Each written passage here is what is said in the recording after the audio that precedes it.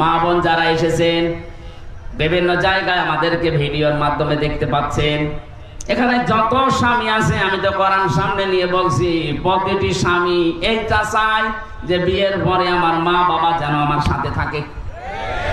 এই কথা বলে না কেন? 100 জনের 95টা বউ এটা চায় না।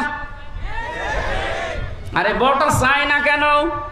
ওকে বারবার কান পড়া দেয় ওর মা আর ওর বড় বোন। আমি কি বেশি করে ফেললাম? না, বেশি হয়নি, কম হয়ে গেছে।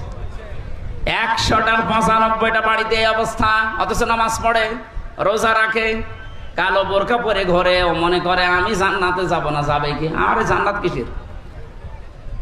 আপনার স্বামী যেটা পছন্দ করেছিল ওটা তো না জায়েজ না, ওটা তো জায়েজ কাজ। 25-30 বছর পর্যন্ত আমার পেছনে আমার মা বাবা শ্রম দিল, আর তুমি 2 দিন এসে খালি বলো আলাদা হন, আলাদা।